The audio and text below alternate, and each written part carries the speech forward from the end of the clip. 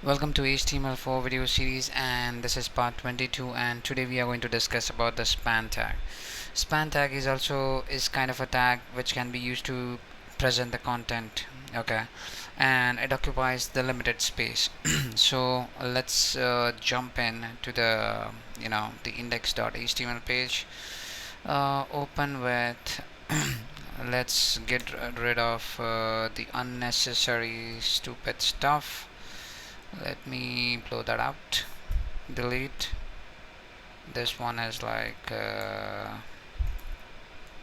span in action. Span in action. And let me take out everything. We don't need anything over here. So let's delete that. Alt Fs, and now let's go boo. Alright, so how do we write a span tag? It's like this: span, and the usual way we close the span. Okay, so like I can say this is my span content, and below that I'll create a div and paragraph. So div will go like this in the usual way, slash div, and this is my div content, and in the end I'll introduce a new guy, our old friend, the p tag. This is my p tag. All of us. So now let's have a look. How does it look like in browser? So double click, and there you go. So you can see this is my span tag, this is my div tag, and this is my p tag.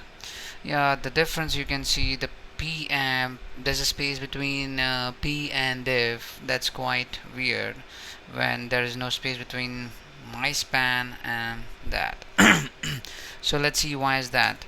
So let's go style is equal to, this is the older one which we always use, 2px red solid, and closing it, and this guy should be, this is a div, so I'm gonna make this guy as green. Let's make him green, and let's make this guy as blue. RGB, Alt of S. Let's have a look.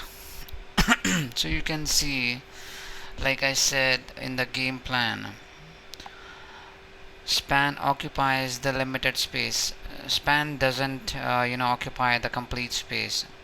So the element, those who occupy the limited space, called as the inline element, okay, and the element those who occupies the complete space horizontally across the moment they start, they are called as the block level element. Block means they register a complete block. Hey, this is my block, you cannot interfere in between, like that. So there are times you need to use a span tag in between, and you don't want to mess around the space and something. So in that case you can use the span tag. So span tag is very handy. You can use it where you feel like, I don't want to utilize more space, I don't need to use the block level element, and there is a special tag which you can see, p. Right now I will explain why there is a space in between div tag, and this is, I have the special tool called as a Firebug, which we are going to install going future. So you can see this is a p tag, and on the left hand side I have the layout. Alright, so you can see that this is my tag, and the padding is 0, and the border, I have applied the border, which you can see on the left hand side. This is my border which I have applied. Okay, padding is 0, padding is nothing, and this is my content, that this is my p tag, and that's what I've done. But the interesting part is to be noticed is there's a margin. The yellow color what you're seeing is a margin. When you write a p tag, you get this by default.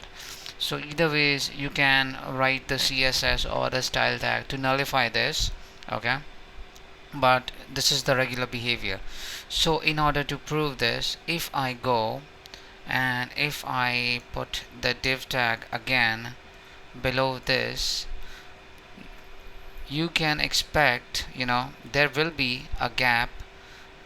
Div2, there will be a gap between the p tag, this one, and this one, because there's a margin applied already, right? So let's check that out in browser. As you can see that there's a gap. The p tag itself, it throws the margin 16 and 16 across them, so that's the reason why it shows up like that. And this is layout tools, styles, this is all we'll be doing in the CSS. But this is one of the tool I use, the Firebug. At the very same time, you can also use the Chrome is also good. You can go like in Chrome, right click, and then you can say inspect the element. With Firebug, which we are doing right now, you can view every element what you want. We can manipulate the element. If I want this color is not to be red, I want to see how does it look like, so I can say crimson. I hope that's a color. Yes, it is a color. So you can see the change, right? So it depends how you want to go about it, right?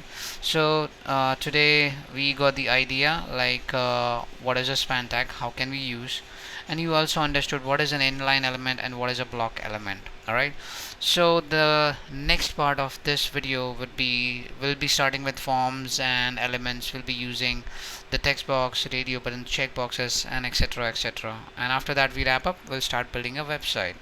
Alright, so I hope this video helps you in some way, and if it does, then guys, please subscribe to my channel and share this video with your friends. Thank you for watching this video. Good night and take care.